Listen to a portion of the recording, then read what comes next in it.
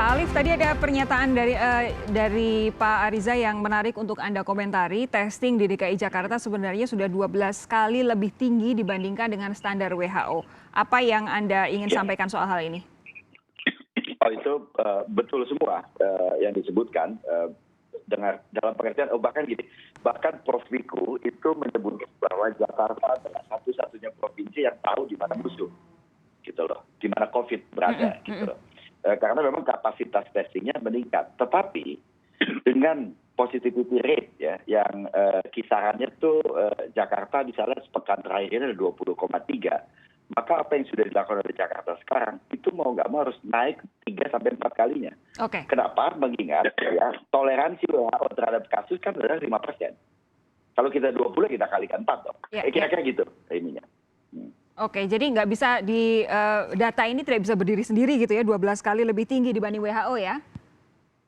No, gitu. Dan kemudian kalau kita cek misalnya yang ditesting itu sebetulnya gini, yang dimasukkan dalam hitungan testing apa?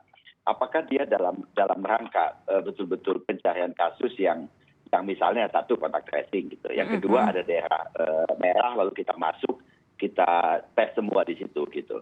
Nah, apakah itu atau semua testing yang dalam rangka misalnya bepergian dan seterusnya ikut masuk kan gitu ya? Jadi betul. Tes mandiri itu ya. Gitu. Oke, Bu Eni, Pak Ariza bentar ya, saya ke Bu Eni lebih dulu. Tadi ada yang menyangka bahwa kalau pemerintah tidak memberlakukan lockdown atau memilih lockdown parsial berupa lockdown di akhir pekan, itu sebenarnya karena pemerintah memang tidak punya sumber dana untuk menangani itu semua, untuk untuk buat bayarin masyarakat lah supaya ada di rumah tapi tetap bisa kebutuhan dasarnya bisa terpenuhi. Anda melihatnya bagaimana? Ya, Mbak Sofi, kalau persoalan ya pembiayaan dari pembelakangan lockdown itu kan memang sudah dari sejak awal ketika pemerintah tidak memilih alternatif itu sudah jelas dan itu tidak perlu diperdebatkan lagi. Tetapi yang menjadi concern kita sekarang adalah ketika masing-masing pihak ini saling melempar persoalan bukan solusi ya, seperti tadi misalnya menyebutkan tidak efektifnya PSBB, tidak efektifnya PPKM dan sebagainya. Nah, ini kan harus berdasarkan benar-benar satu evaluasi yang tidak parsial gitu.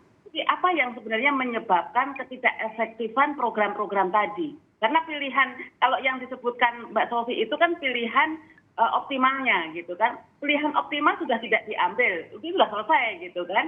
Nah sekarang ketika pilihan second base ini yang diambil, maka ketika ini tidak dinyatakan tidak efektif juga gitu, maka sebenarnya apa yang seharusnya dilakukan.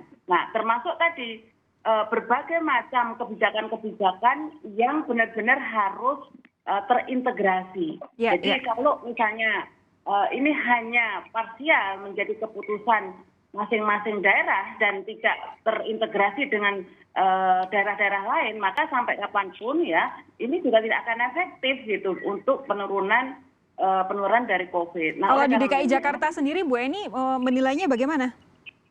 Ya, DKI sebenarnya upaya untuk berbagai macam pembatasan masyarakat ini kan sebenarnya sudah lebih dari cukup gitu, karena artinya cukup itu secara regulasi untuk berbagai macam yang telah diberlakukan hari ini sampai hari ini. Nah, tetapi sekali lagi ini kan upayanya harus kedua belah sisi gitu. Jadi sisi masyarakatnya juga harus ada law enforcement.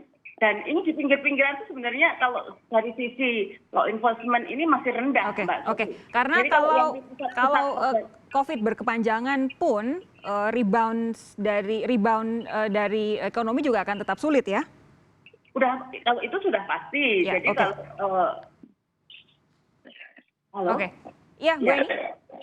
Ya, jadi kalau tidak ada pemulihan ekonomi, kalau tidak ada pengendalian COVID itu sudah rumus baku gitu. Nah, tetapi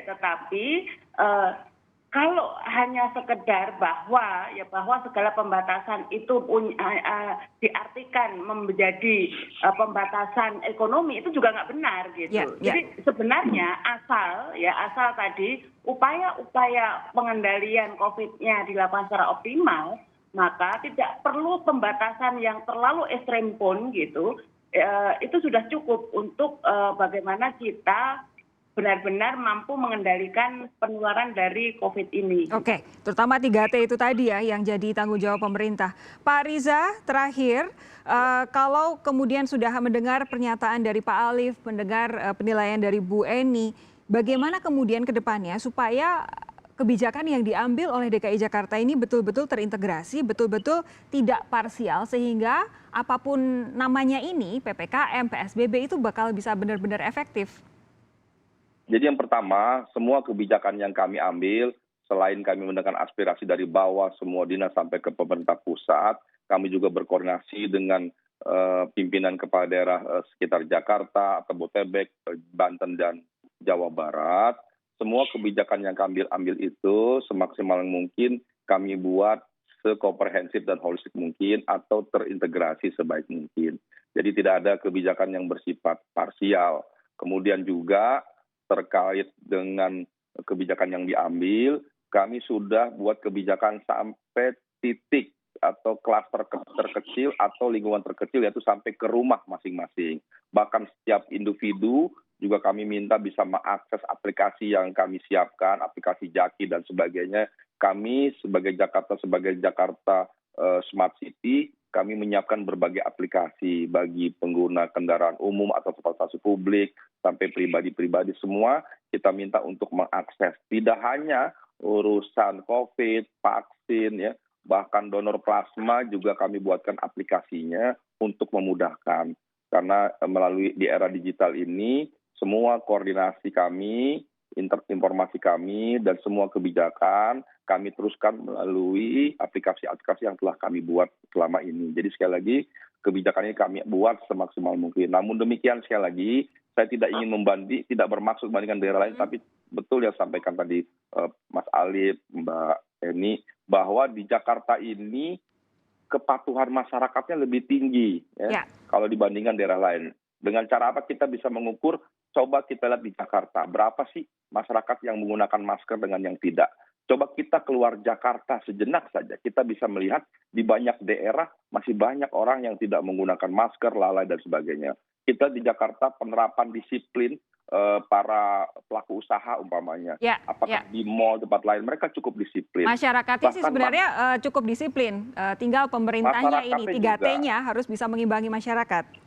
Betul, masyarakatnya juga cukup disiplin. Tidak semuanya, sekalipun ada kesempatan bisa ke mal, dibuka, tidak semua juga mau ke mal. Karena mereka berpikir itu dapat menimbulkan kerumunan dan pada akhirnya penyebaran COVID bisa tertular. Jadi sekali lagi, Jakarta sudah cukup baik. Yang harus kita lakukan adalah peningkatan daripada pengawasan, itu tugas kami, dan kesadaran masyarakat kita minta bahwa protokol kesehatan ini dijadikan sebuah kebutuhan hidup, bukan karena ada aturan, bukan karena ada aparat atau karena sanksi, tapi jadikanlah protokol kesehatan ini atau 3M sebagai kebutuhan hidup kita sehari-hari.